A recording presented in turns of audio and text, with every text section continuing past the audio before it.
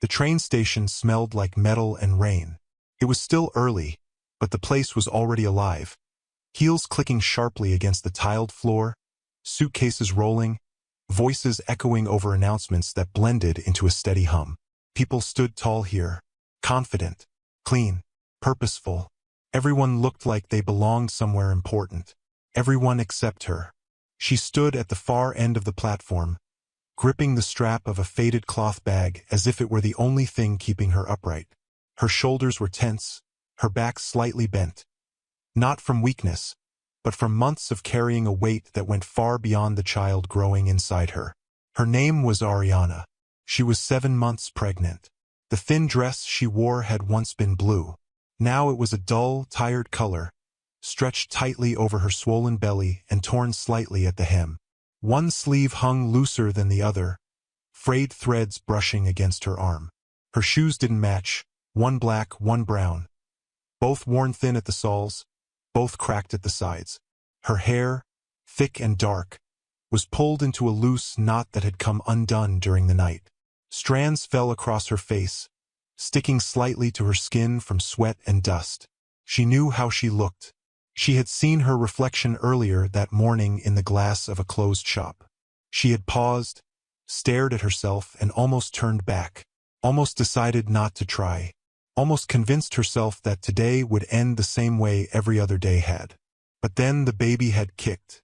A strong, sudden movement, a reminder, so she stayed.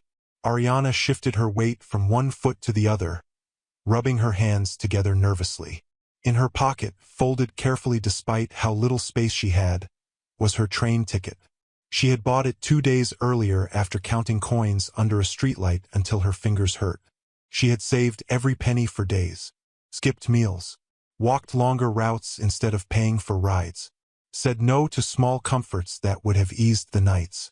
All for this moment. Today was her interview, a real one, not a handout, not charity. A job with a company that had answered her application instead of ignoring it. A job that could change everything. Put a roof over her head, buy proper food, give her baby a future that didn't begin on cold concrete. Her heart pounded as the train arrived. The doors hissed open. People surged forward, stepping inside with practiced ease. Ariana waited, letting them pass. She didn't want to push. She didn't want to draw attention. When the crowd thinned, she stepped forward. That was when it happened. "Hey, stop!" The voice was sharp, loud, cutting.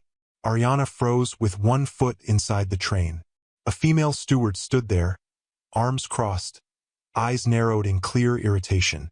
Her uniform was crisp, her hair neatly pulled back, her expression tight with judgment. "You," the steward said, pointing. "You can't get on." Ariana blinked. I'm sorry?" The steward's gaze flicked over her from head to toe, lingering too long on her torn dress, her shoes, her belly. "Look at you," the woman said, her voice rising just enough for nearby passengers to hear. "You're dirty. You're unkempt." Heat rushed to Ariana's face. "I have a ticket," she said quickly, fumbling in her pocket. "Please, I paid." She held it out with trembling fingers.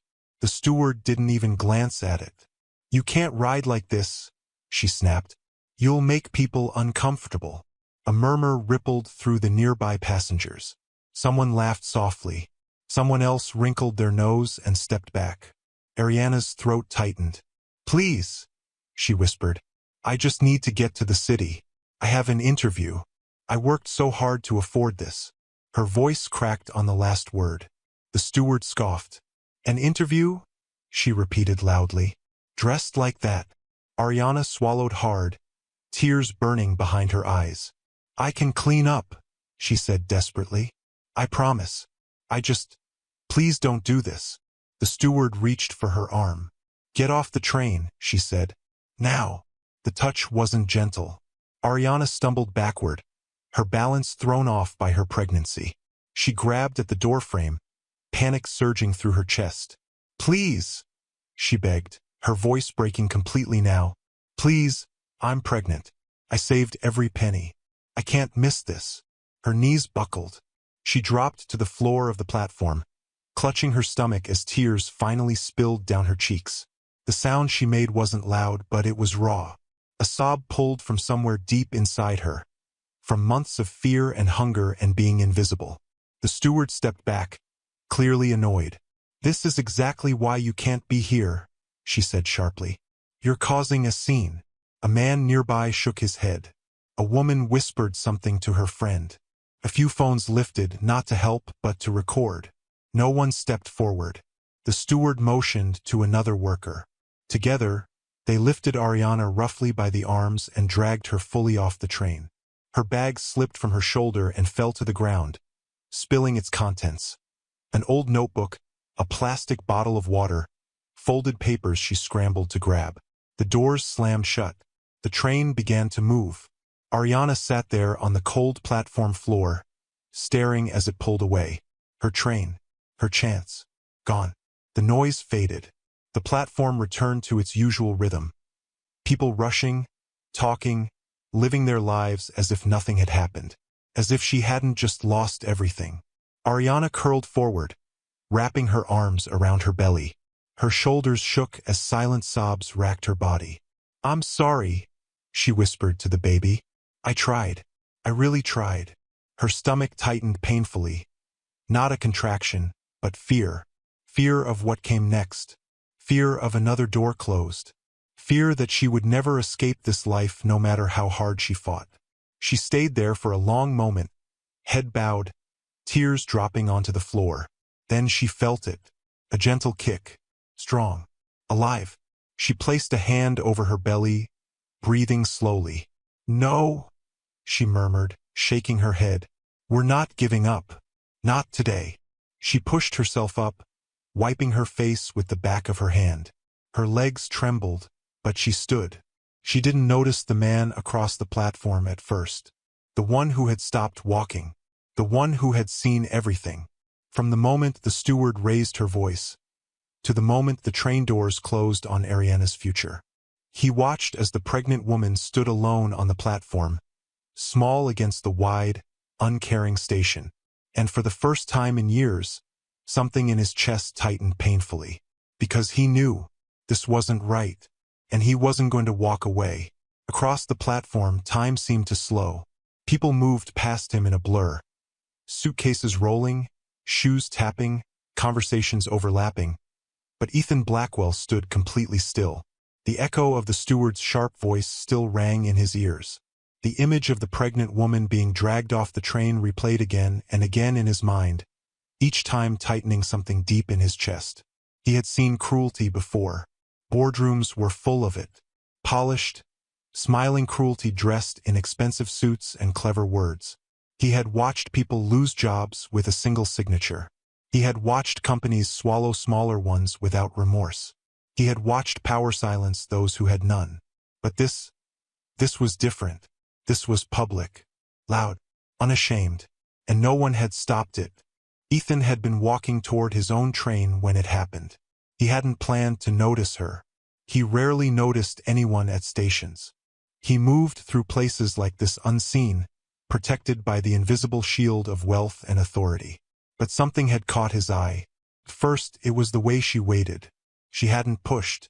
She hadn't rushed. She stood off to the side, arms wrapped protectively around her stomach, as if she already expected rejection.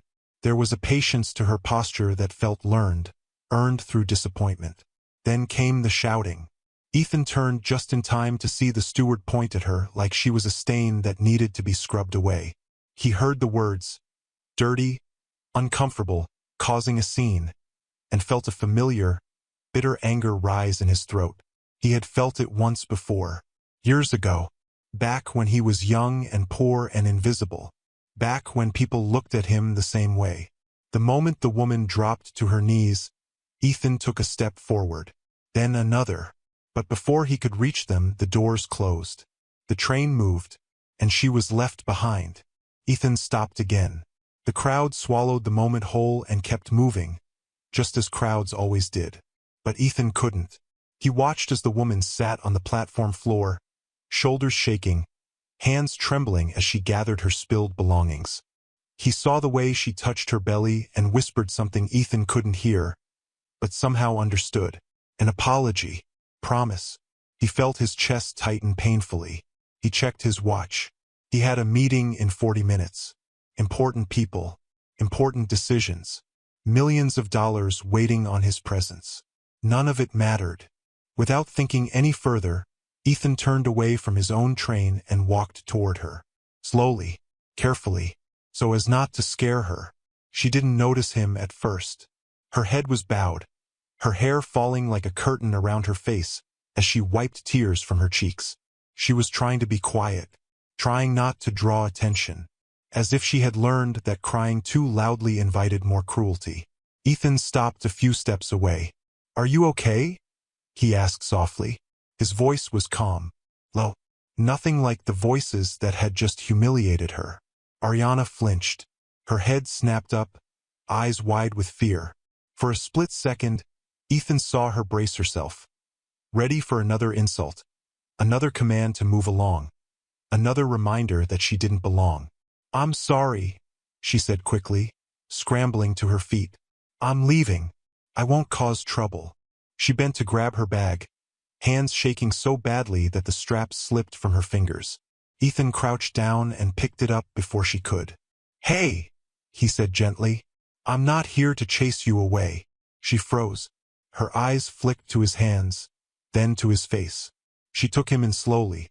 His clean shoes, his tailored coat, the watch on his wrist that probably cost more than everything she owned. Her shoulders sagged. "Oh," she whispered. "I understand." Ethan frowned slightly. "Understand what?" "You don't want me here either," she said quietly. "It's okay. I'll go." Something in her voice, flat, resigned, cut deeper than anger ever could. Ethan stood and held out her bag. "I want to help," he said. She stared at him as if he had spoken a foreign language. "Why?" she asked. It wasn't rude. It wasn't suspicious. It was tired. Ethan hesitated, searching for the right words. He had answered thousands of questions in his life, negotiated billion-dollar deals, spoken in front of crowds without blinking. But this question felt heavier. "Because what just happened to you wasn't right," he said finally. "And because no one else stopped." Her eyes filled again, but this time she blinked the tears back quickly. "I just need to get to an interview," she said. "That's all. If I miss it, I lose the job." Ethan straightened. "Where is it?"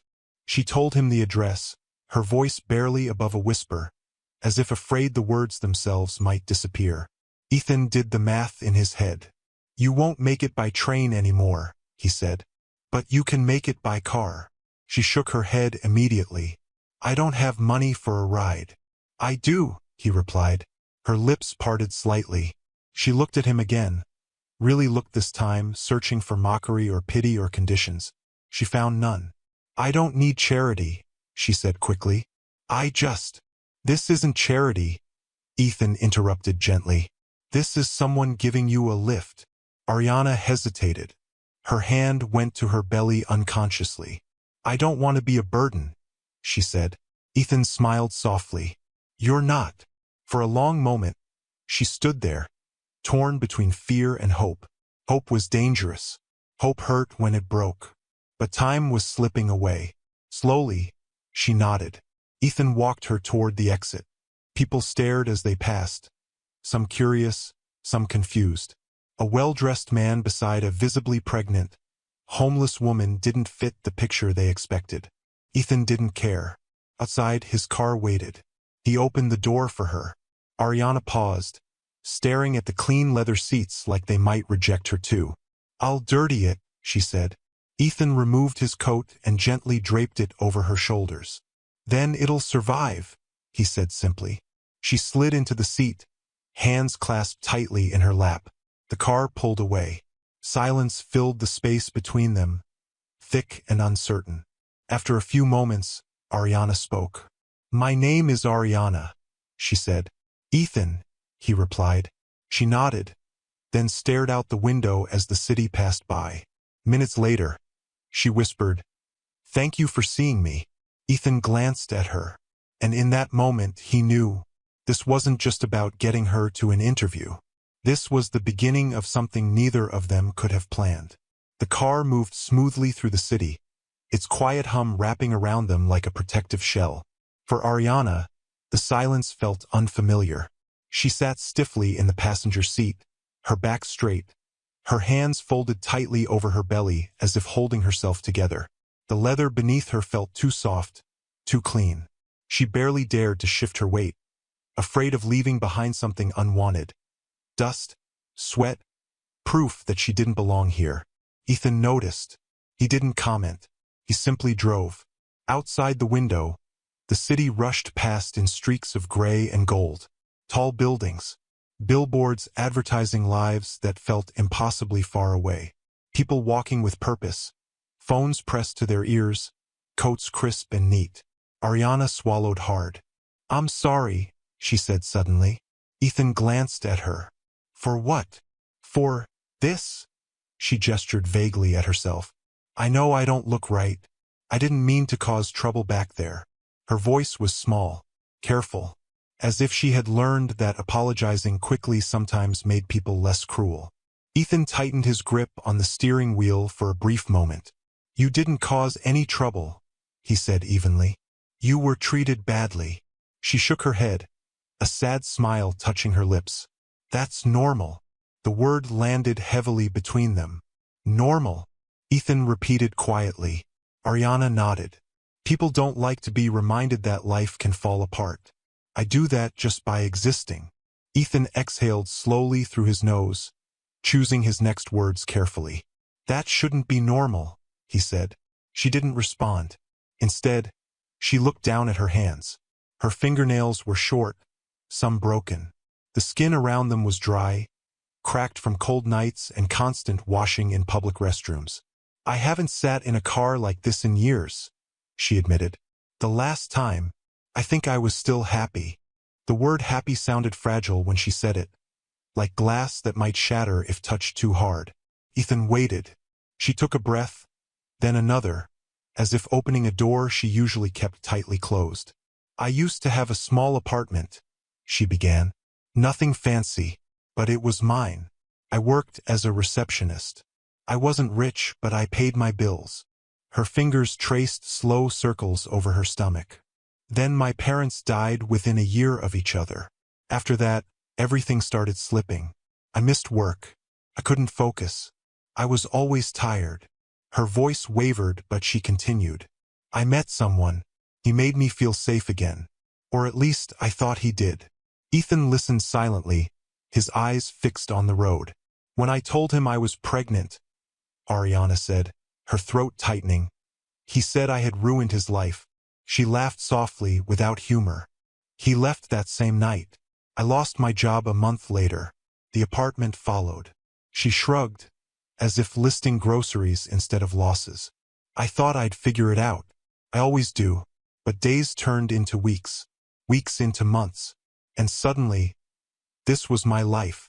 She gestured again, this time at the world outside the window. Ethan felt something shift inside him.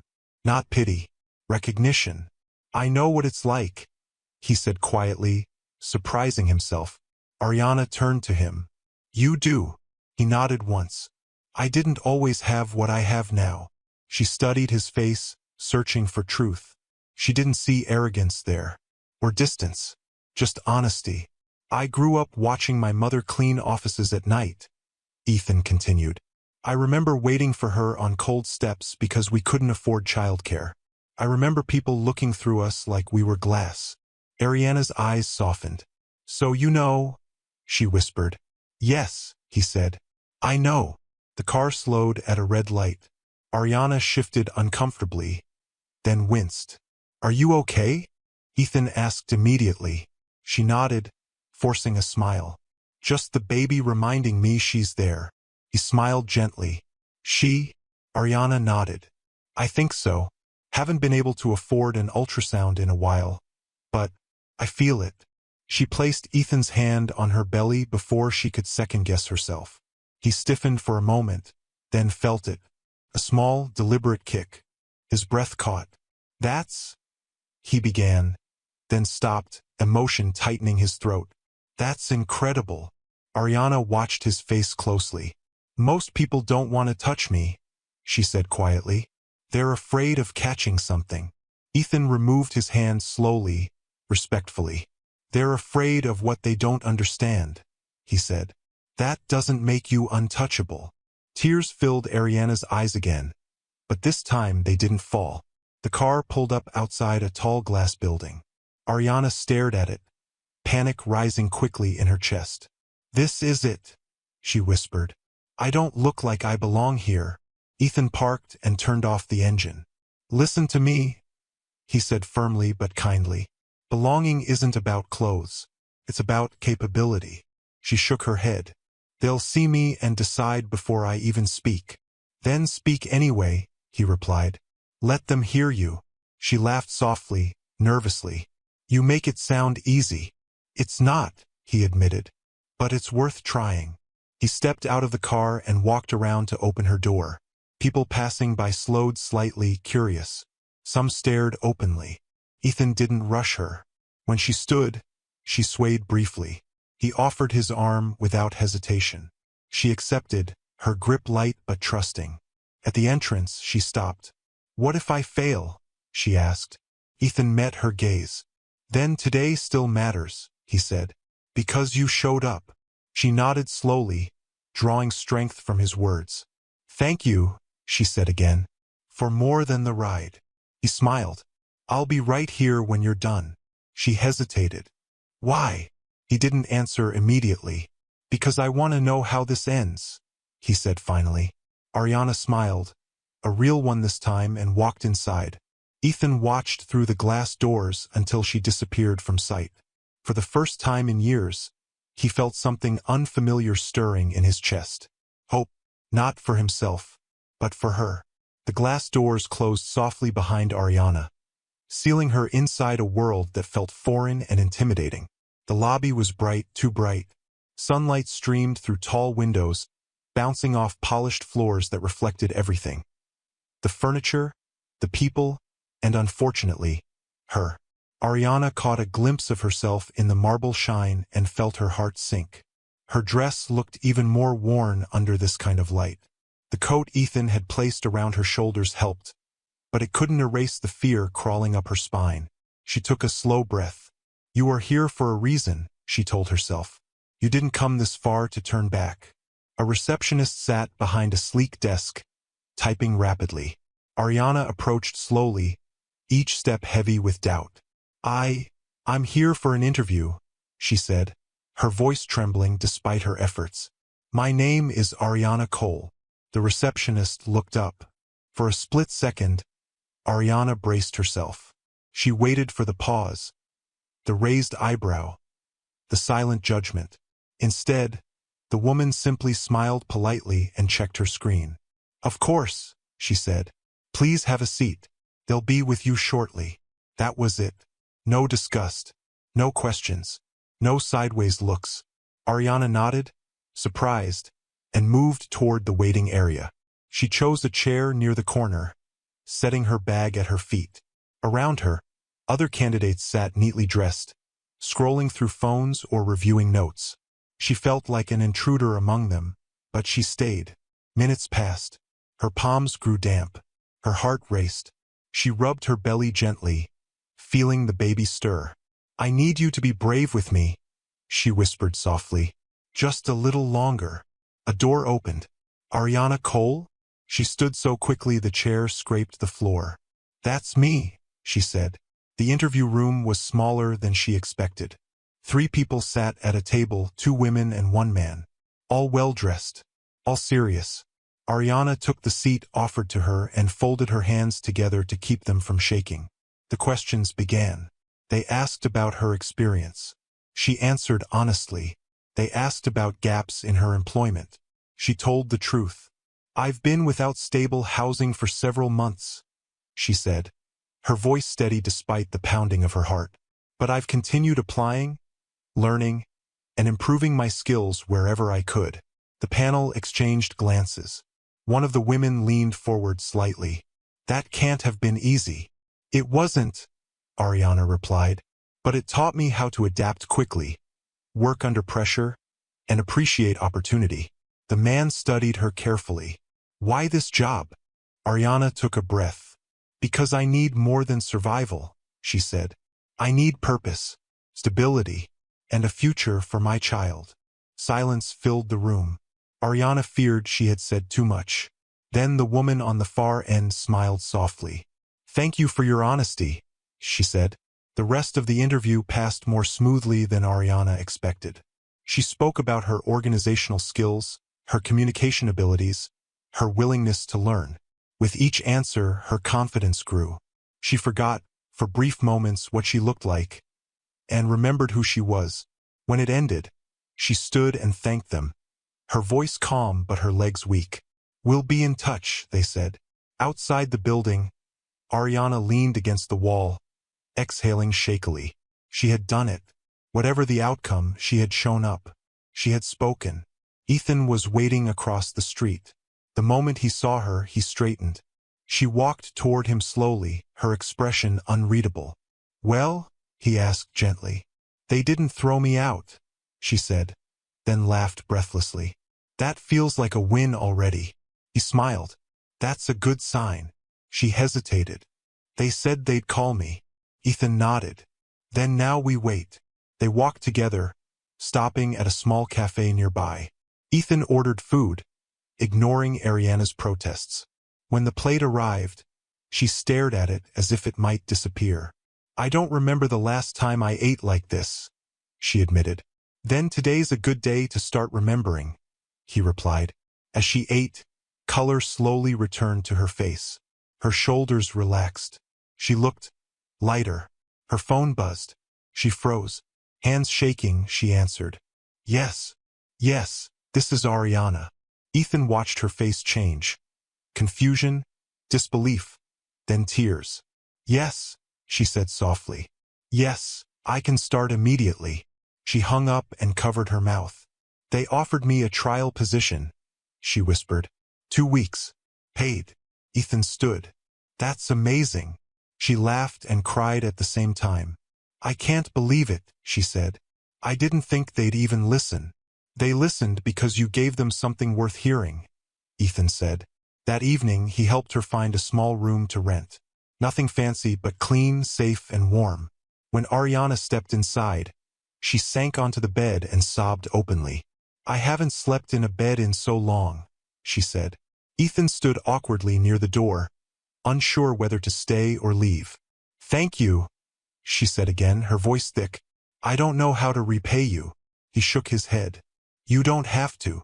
As he turned to go, she stopped him. Why are you really doing this? She asked quietly. People don't just help like this. Ethan paused. Because sometimes, he said, the right thing finds you before you're ready for it. When the door closed behind him, Ariana lay back and stared at the ceiling. For the first time in months, she allowed herself to believe this might be the beginning of a different life. The room was quiet in a way Ariana wasn't used to. Not the hollow quiet of an empty street at night, filled with distant sirens and footsteps that made her heart race, but a gentle, steady quiet, the kind that wrapped around you instead of pressing down. The small rented room smelled faintly of soap and clean sheets. Sunlight slipped through the thin curtains and rested on the wall like it was unsure whether it was allowed to stay. Ariana lay on the bed, one hand resting on her stomach, the other pressed against the mattress as if to reassure herself that it was real. A bed. For walls. A door that locked. Tears slid silently down her temples into her hair. I told you, she whispered to her baby, voice trembling. We weren't giving up. The days that followed felt unreal. Like borrowed time she was afraid might suddenly be taken back. Her trial job began immediately. The first morning, Ariana stood in front of the small mirror in the shared bathroom and stared at herself. Ethan had taken her shopping the day after the interview, not to a luxury store, but somewhere simple, practical, clothes that fit, shoes that didn't pinch or slip. She still didn't recognize the woman staring back. She looked capable, nervous, yes, pregnant, very much so, but capable. At work, she arrived early every day. She learned names quickly, took notes obsessively, asked questions even when her voice shook. There were moments she felt eyes on her, curious, sometimes cautious, but no one pushed her away. For the first time in months, Ariana felt useful. And somehow Ethan remained there, not hovering, not controlling, just present. He checked in after her shifts, sometimes with a simple text asking how her day went. Other times, he'd pick her up and drive her home, listening as she talked through every detail. What she learned, what scared her, what made her proud. "You don't have to do this," she told him one evening as they sat in the car outside her building. "You've already helped so much." Ethan looked at her calmly. "I want to." The words were simple, honest. That honesty unsettled her more than grand gestures ever could. They began sharing meals. Sometimes he brought takeout to her room. Other times, they sat in quiet cafes where no one stared too long. Ariana noticed things about him then. How he listened without interrupting. How he laughed softly instead of loudly. How his eyes seemed older than his years. One night, curiosity finally slipped past her caution. "What do you do?" she asked. He smiled faintly. "I invest." "In what?" she pressed. "In people," he said after a pause. She laughed. "That sounds like something rich people say when they don't want to answer." Ethan chuckled. Fair. But he didn't elaborate, and she didn't push, because part of her was afraid. Afraid that if she knew too much, she'd find the catch. The condition. The moment where kindness turned into obligation. Instead, she let herself enjoy the quiet warmth growing between them. Until one evening, the fear found her anyway. Ariana had just finished her shift when dizziness washed over her suddenly. The room tilted. Her vision blurred. She barely made it to a chair before her legs gave out. A coworker rushed to her side. "Are you okay?"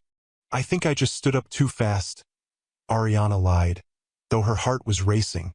But the dizziness didn't pass. Someone called Ethan. By the time he arrived, Ariana was pale and shaking. He didn't speak much, just knelt in front of her, his expression calm but eyes sharp with concern. "We're going to the hospital," he said firmly. "I don't want to cause trouble," she protested weakly. "I can't afford." "I've got you," he said, cutting her off gently. At the hospital, Ariana sat on the bed gripping the thin blanket, fear tightening her chest. Hospitals reminded her of loss, of bad news, of waiting rooms that changed everything. Ethan stayed.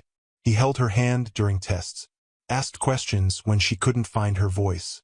When the doctor explained it was exhaustion and dehydration, not something worse, Ariana sagged with relief. "You need rest," the doctor said, "and support." Ariana looked away, shame creeping in. Ethan didn't. That night, when they returned to her room, Ariana broke. She cried hard, deep, shaking sobs that carried months of fear with them. She cried for the streets, for the train station, for every time she had begged quietly just to exist.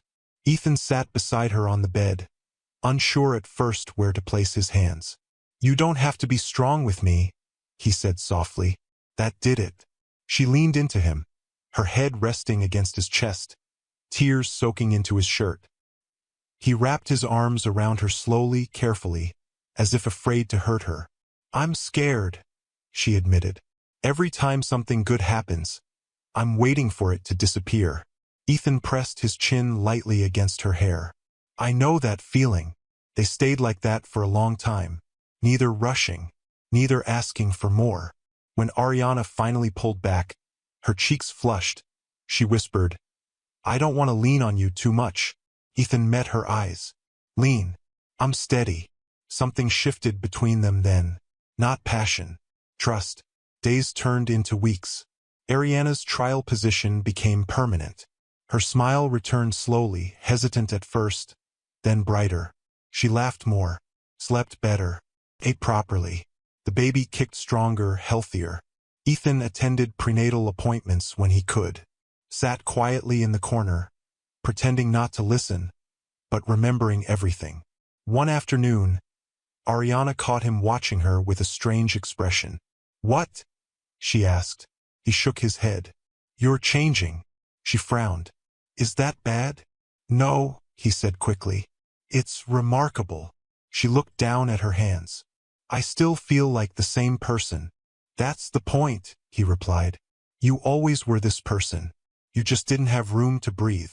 The realization settled deeply in her chest. One evening, as rain tapped softly against the window, Ariana cooked for him for the first time. It was simple, nothing fancy, but when Ethan took a bite, his eyes softened.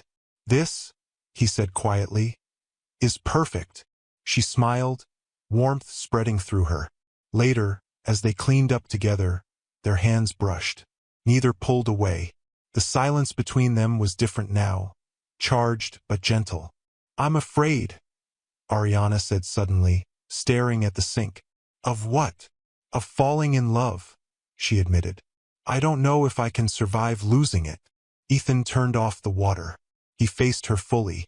I can't promise nothing will ever hurt, he said honestly. But I can promise I won't disappear. She looked up at him, eyes searching his face for lies. She found none. Slowly, carefully, she leaned forward and rested her forehead against his chest. And for the first time since her life had unraveled, Ariana let herself believe that closeness didn't always mean danger. Sometimes it meant home. Ariana had always believed love came with terms. She had learned that lesson early in life, long before the streets taught it to her again in harsher ways. Love, she thought, was something people offered when it was easy, when you were useful, beautiful, convenient. When you became complicated, love learned how to leave. So when life began to feel gentle, too gentle, she grew restless. It started with small things. She would wake in the night, heart pounding, convinced she had overslept and missed work, only to remember she had a job, a real one. She would sit up in bed, listening to the quiet room, waiting for a knock that never came, waiting for someone to tell her it had all been a mistake. Ethan noticed the change. You've been distant, he said one evening as they sat on the edge of her bed, folding freshly washed clothes together. Did I do something wrong? Ariana shook her head quickly. No, you've been perfect. He frowned slightly. That doesn't sound reassuring. She gave a small, nervous laugh. That's the problem. He set the clothes aside and turned to face her fully. Talk to me. She hesitated, then sighed. I keep waiting for the day you realize I'm too much, she admitted. Pregnant, broken, complicated. Ethan didn't respond immediately. Instead, he reached out and took her hands in his. Look at me, he said softly. She did. I don't see too much, he continued. I see someone who survived when it would have been easier not to. Someone who shows up every day even when she's scared. Her eyes stung. That doesn't last forever, she whispered. People leave. Yes, he agreed gently. Some do. She stiffened, bracing herself. But not because you weren't enough, he added. They leave because they weren't ready to stay. Ariana swallowed hard. She wanted to believe him, but belief required trust, and trust still felt like standing on thin ice.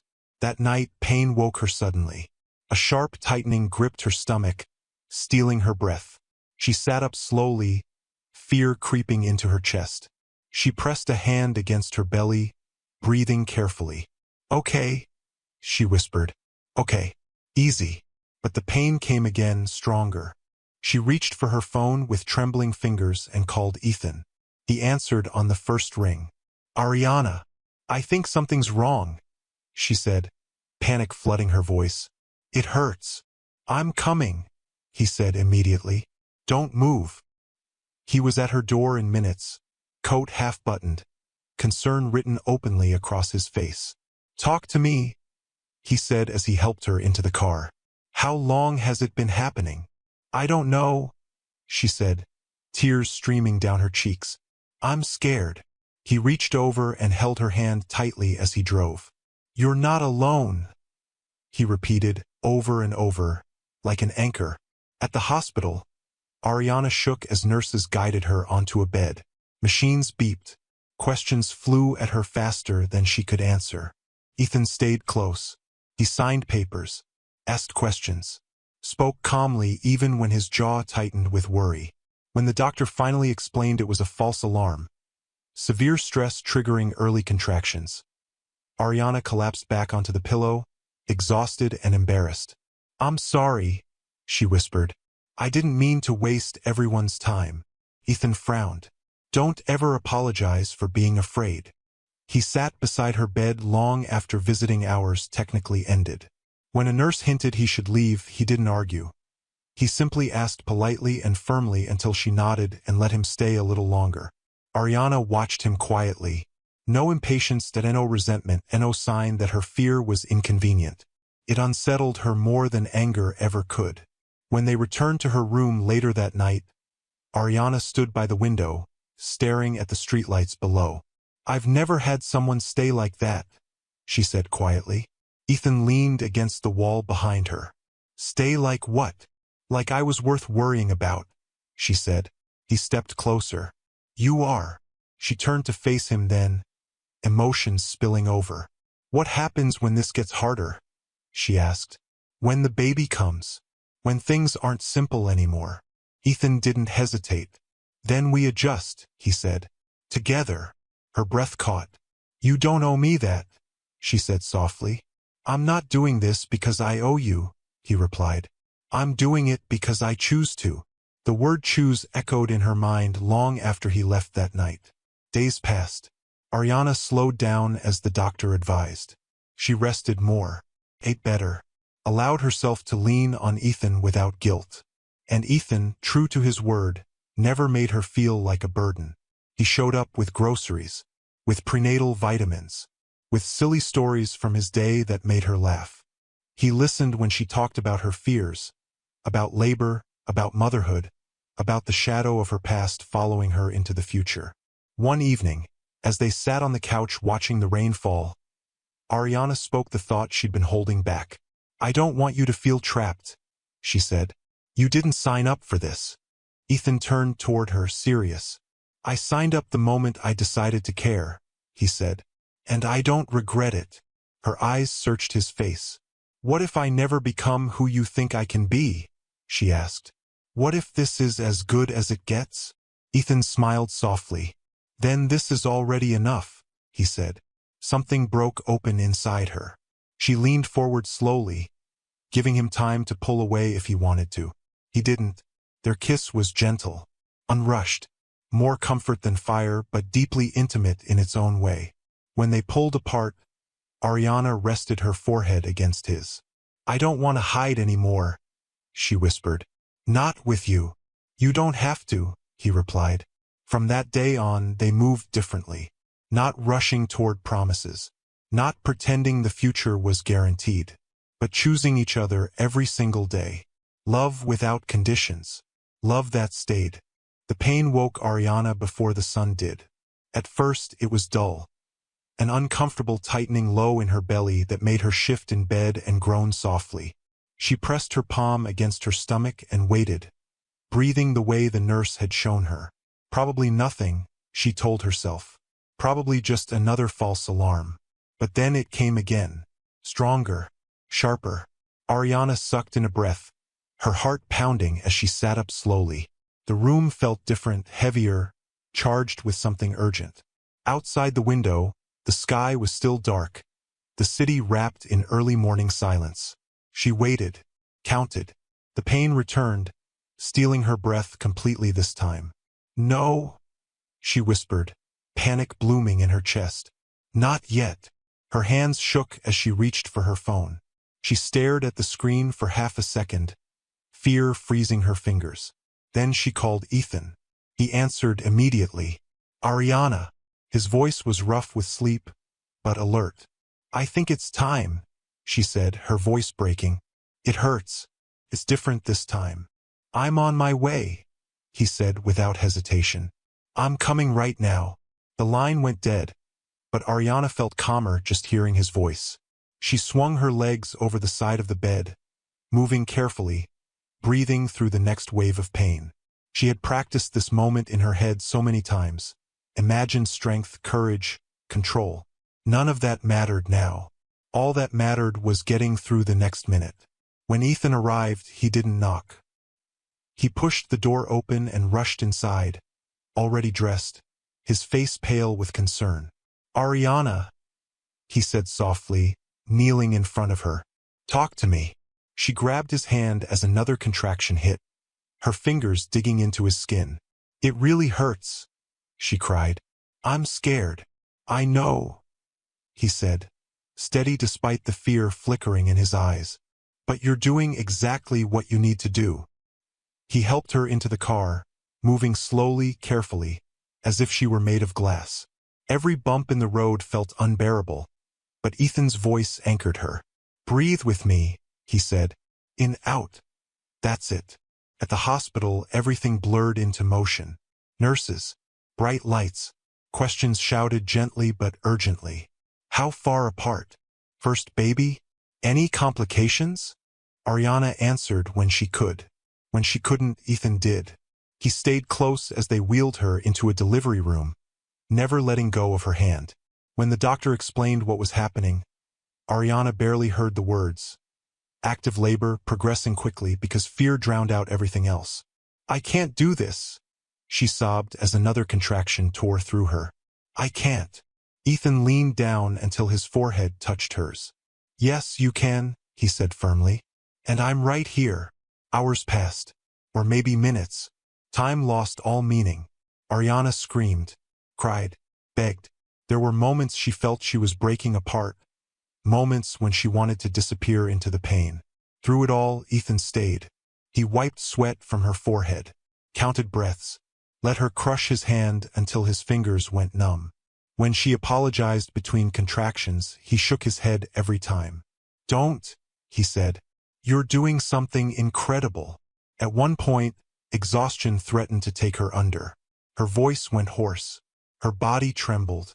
"I don't think I can push anymore," she whispered. The doctor met her gaze calmly. "One more," she said. "Just one more big push." Ariana squeezed Ethan's hand and looked at him through tears. "What if something goes wrong?" she asked, barely audible. Ethan swallowed hard. "Then we face it together," he said. "But look at me. You're not alone." Something in his eyes, steady, unwavering, gave her strength she didn't know she still had. She pushed. A cry filled the room. Sharp, loud, alive. For a moment, everything stopped. Ariana collapsed back against the pillows, chest heaving, tears streaming down her face as the sound sank in. "That's her," the nurse said, smiling. "That's your baby."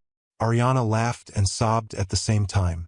"I did it," she whispered, disbelief flooding her voice. "I really did it." The nurse placed the baby gently on her chest. She was warm, tiny, perfect. Ariana stared down at her daughter, her heart swelling until it felt too big for her body. "Hi," she whispered shakily. "I'm your mama." The baby's fingers curled weakly, her face scrunching as she let out another cry. Ariana pressed a trembling kiss to her head.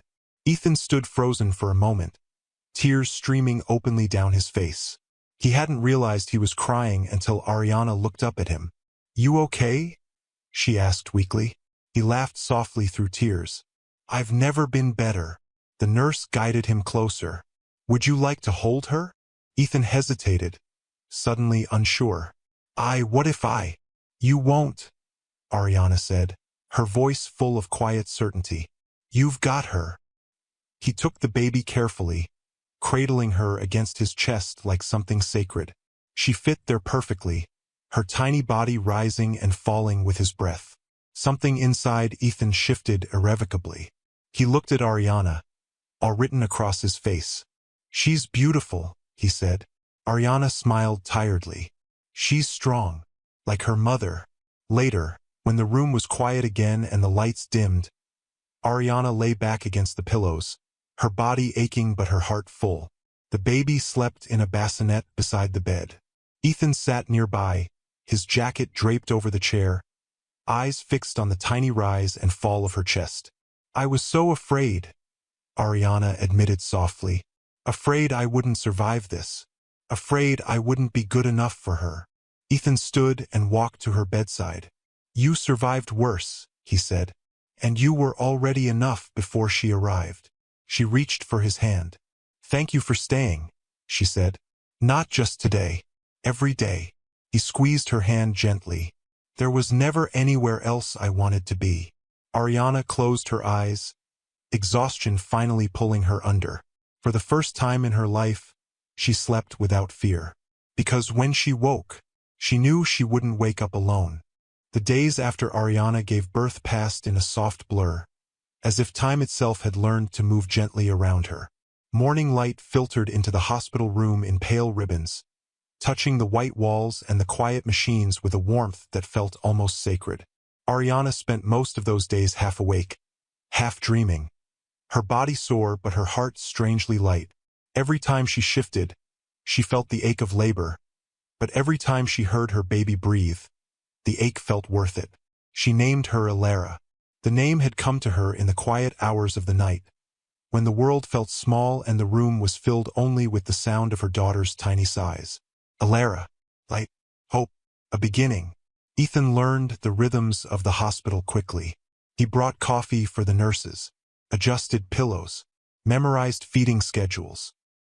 He slept sitting upright in a chair most nights, refusing to leave even when Ariana insisted she was fine.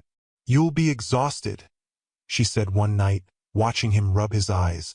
I already am, he replied with a soft smile. But I don't want to miss anything. Ariana watched him carefully in those moments. She had expected things to change after the birth, expected distance, hesitation, maybe even quiet fear. Instead, Ethan seemed more present than ever. He spoke to Alara in a low, gentle voice, telling her about the world she had entered, promising her safety in words she didn't yet understand but somehow felt. Still, a knot of worry lived in Ariana's chest, because happiness in her experience was always temporary. The day they were discharged, Ariana stood by the hospital window while Ethan handled the paperwork. She looked down at the street below, watching cars pass, people moving through their lives without knowing how fragile everything could be. What are you thinking? Ethan asked when he returned. She hesitated, then answered honestly. I'm afraid. Of what? That this is the peak, she said quietly. That it doesn't get better than this, and that something will come along to take it away. Ethan didn't dismiss her fear. He stepped closer, his voice calm. Then we protect it, he said. Together, they went home to the small room Ariana had been renting. It suddenly felt even smaller with a baby but also fuller. Alive. Ethan made space without complaint, rearranging furniture, setting up the crib he had quietly bought weeks earlier. That first night, Ariana barely slept. She lay awake listening to Alara's breathing, her hand hovering over the crib like a shield. Every tiny sound sent her heart racing. Ethan noticed. Near dawn, he rose quietly, lifted Alara from the crib, and held her close. Sleep, he whispered to Ariana. I've got her. Ariana watched them, man and child silhouetted by the early light, and something inside her chest tightened painfully with emotion. She slept. Days turned into weeks. Ariana recovered slowly. Her strength returned in cautious steps. She walked with Alara in the afternoons, holding her close, learning her cries, her moods, the way she scrunched her face before sleeping. Ethan stayed, not out of obligation, not out of guilt, out of choice. Still, Ariana kept a careful distance inside her heart. She loved him.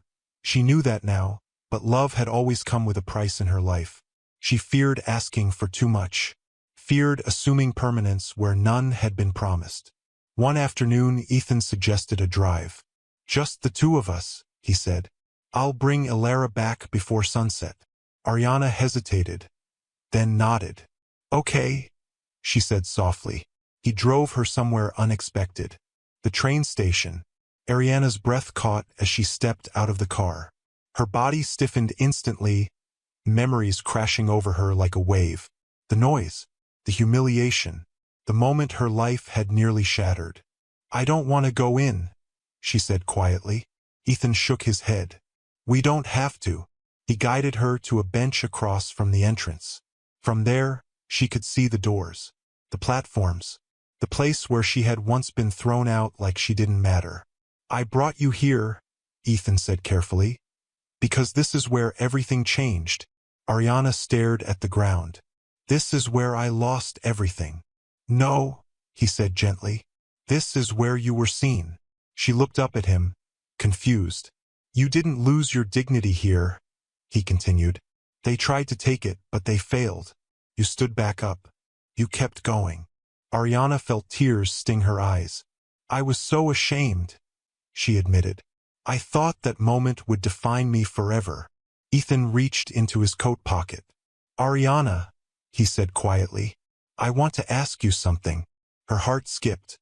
He stood slowly, then knelt in front of her, right there, in the open space of the station grounds, where people passed without noticing the quiet gravity of the moment. Her breath left her lungs. "Ariana," Ethan said, his voice steady but filled with emotion, "I didn't save you. You saved yourself. I was just lucky enough to be there." Her hands flew to her mouth. "I love you," he continued, "not because of where you came from, not because of what you survived, but because of who you are."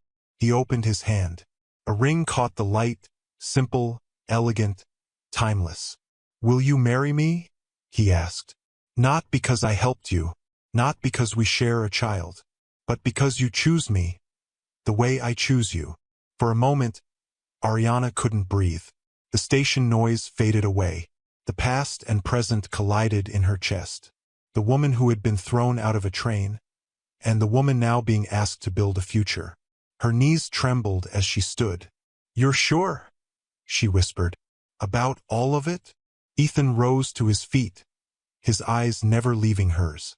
"I've never been more sure of anything." Tears streamed freely down Ariana's face. "Yes," she said. "Yes, I will." Ethan exhaled a breath he hadn't realized he was holding and slipped the ring onto her finger. He pulled her into his arms, holding her tightly as if the world might try to steal the moment away. But it didn't. The station stood quietly around them, unaware that a story of rejection had just been rewritten into one of love. Later that evening, Ariana sat in the room with Alara sleeping in her arms. She stared at the ring on her finger, still half expecting it to vanish.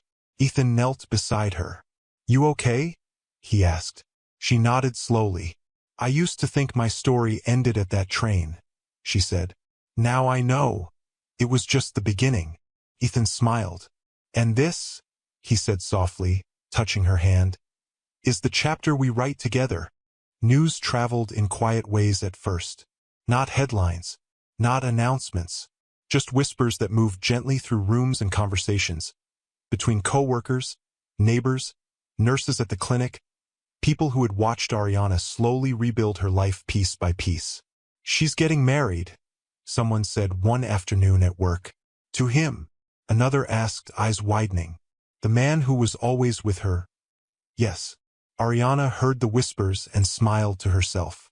Once she would have shrunk under that attention. Once she would have wondered what people were really thinking, what they were judging, what they were waiting to see fall apart. Now she didn't, because this time her joy didn't need permission. Planning the wedding felt surreal. Ariana had never imagined herself as a bride. The word had belonged to other women, women with families, savings, certainty. Women whose lives hadn't been interrupted by hunger and cold nights and fear. Yet here she was, sitting at a small table with Ethan one evening, a sleeping Alara between them, talking about flowers and dates and simple things that felt enormous. "I don't want anything too big," Ariana said quietly. "I don't need spectacle."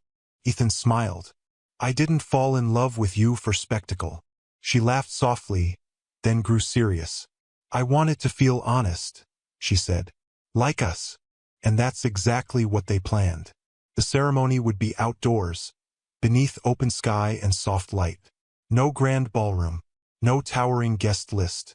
Just people who had witnessed the truth of their journey, or respected it enough not to question it. The dress came last. Ariana had avoided thinking about it, afraid that the moment she tried one on, the illusion would break. Afraid she would see the girl who once slept on benches instead of the woman she had become.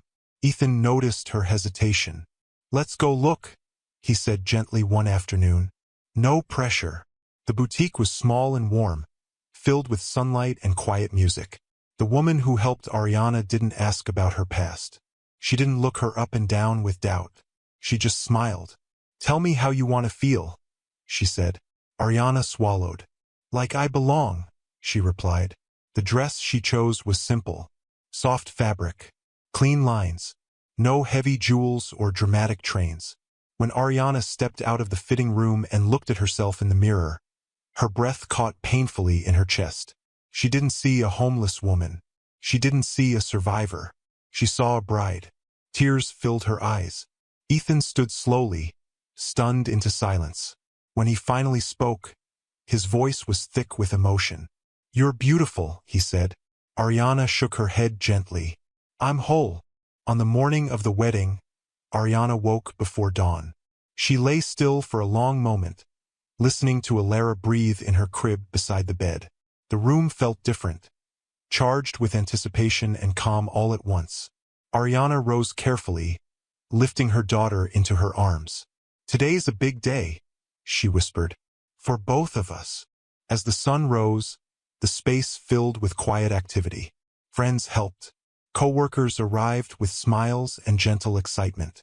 The woman who had once let Ariana sit and rest in her cafe without asking questions brought flowers. Each presence felt intentional, earned. Ariana stood alone for a moment before the ceremony began, her dress flowing softly around her, her hair styled simply. She stared at her reflection, heart pounding, not with fear, but with disbelief. You made it, she thought. You really made it. Outside, guests gathered beneath open sky. Light music played. Chairs were filled. Ethan stood at the front, Alara cradled carefully in his arms, dressed in white so small and perfect it almost hurt to look at her. He had never felt nerves like this before. He had spoken in front of crowds, signed contracts worth fortunes, faced losses that would have broken others. But this mattered more than all of it.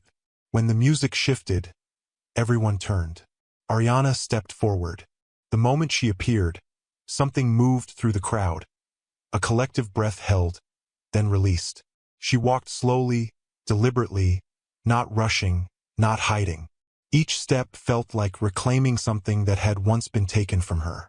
Ethan's eyes filled with tears. She was radiant, not because of the dress, but because she stood without shame.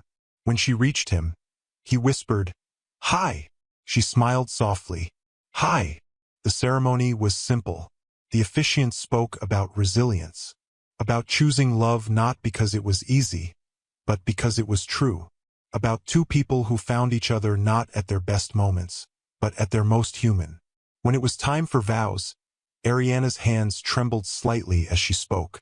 "I promise to keep choosing you," she said, her voice steady. "Even on days when fear tries to remind me of who I used to be.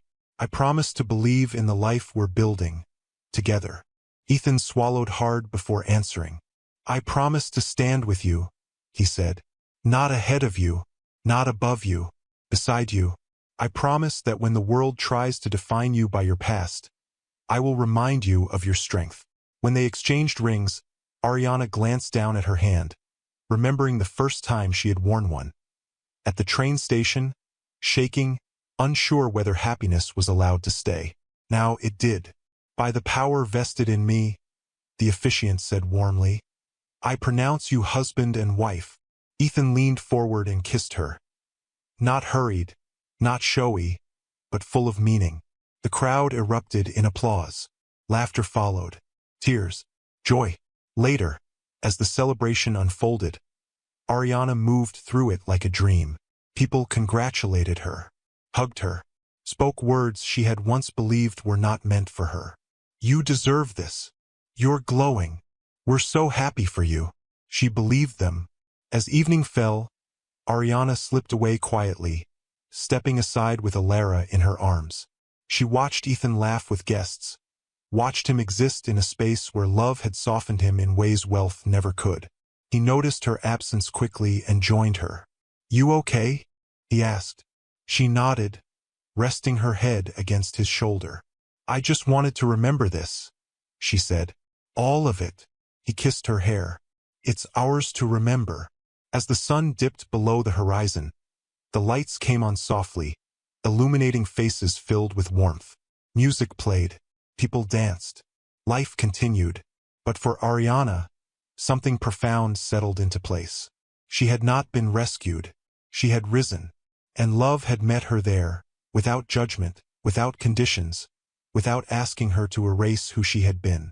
When the night finally drew to a close and they walked away together, husband, wife, and child, Ariana looked once more at the sky and smiled, because the woman who had once been thrown out of a train had just walked into a future she built herself. The morning after the wedding was quiet. Not the empty quiet Ariana once feared, but a peaceful, settled stillness that wrapped around the small home like a promise. Sunlight filtered through the curtains, casting soft patterns on the walls. Somewhere nearby, birds sang. The world felt unhurried, as if it knew something important had been completed. Ariana woke slowly. For a brief, instinctive moment, panic rose in her chest, the old reflex. Where am I? What do I need to fix? What am I about to lose? Then she felt it. Warmth at her side. A steady breath. Ethan. She turned her head and watched him sleep. His face relaxed in a way she had never seen before. There was no tension in his jaw, no weight of responsibility pressing his brow. He looked at home. Her gaze drifted to the crib near the bed. Alara slept peacefully, one tiny fist curled against her cheek. Ariana pressed a hand to her chest, emotion swelling so strongly it stole her breath. This was real. No one was coming to take it away. She slipped out of bed carefully and lifted her daughter into her arms, holding her close as she walked toward the window. The city stretched below, busy, loud, alive. Somewhere out there was the train station, the platform, the memory of being pushed aside like she didn't matter. She thought of that version of herself often now, not with shame, with respect, because that woman had survived long enough to bring her here. Ethan stirred behind her. "You're up early," he murmured, his voice thick with sleep. Ariana turned, smiling softly. "I didn't want to miss the morning." He sat up and rubbed his face, then looked at her, really looked at her, not as someone fragile, not as someone to protect, but as his wife. "Good morning," he said. She smiled wider. "Good morning, husband." The word felt strange and beautiful on her tongue. They spent that day slowly. No plans, no obligations. They cooked breakfast together, burned the toast, laughed about it, ate anyway.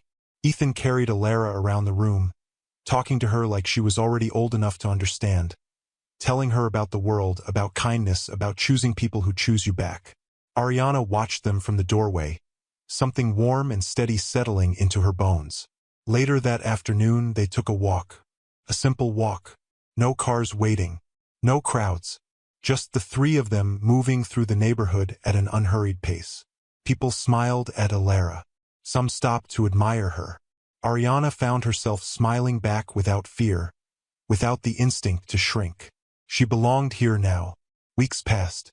Life didn't suddenly become perfect, but it became real. Ariana returned to work part-time, balancing motherhood and her job with care and determination. Her co-workers supported her. Some had followed her story quietly from the beginning, the woman who showed up exhausted but refused to quit. The woman who once arrived with fear in her eyes and now carried confidence in her step. Ethan didn't change who she was. He made room for her to be more.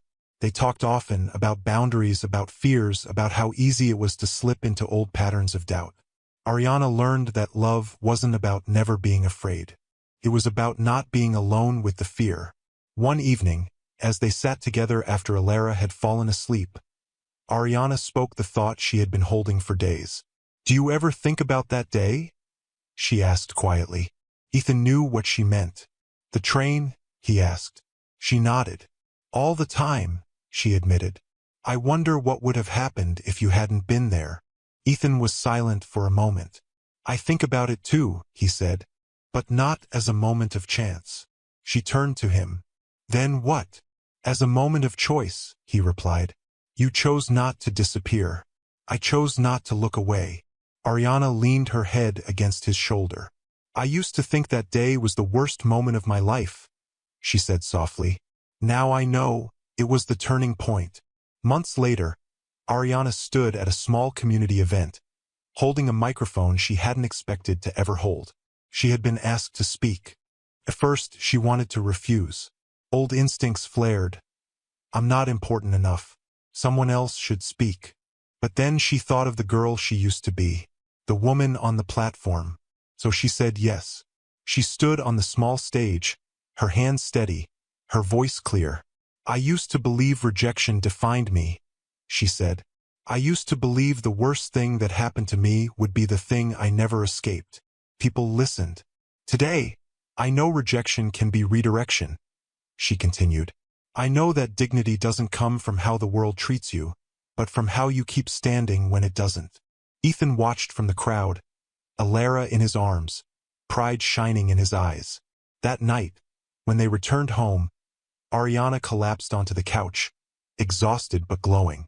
I can't believe I did that, she laughed softly. Ethan sat beside her. You were incredible. She shook her head gently. I was honest. And that's stronger, he said. Years later, the train station would look different to Ariana. Cleaner, quieter, less intimidating. She stood there one afternoon with Alara, now older, curious eyes scanning the crowd. Mama, Alara asked, why are we here? Ariana knelt to her level. This is where my life changed, she said. Alara frowned. Did something bad happen? Ariana smiled, a soft, knowing smile. Something hard happened, she corrected. But something beautiful came after. Alara considered this seriously. So, bad things don't always mean the end? No, Ariana said gently. Sometimes they mean the beginning. As they walked away hand in hand, Ariana felt no anger toward the place, no bitterness, only gratitude for the strength she didn't know she had, for the love that met her without conditions, for the life that grew from a moment of rejection. Because the woman who was once kicked out of a train built a future no one could ever take from her. And this time, she wasn't just surviving, she was home. Thanks for watching. If you enjoyed this story, please subscribe to this channel and tell us where you are watching from. Have a wonderful day.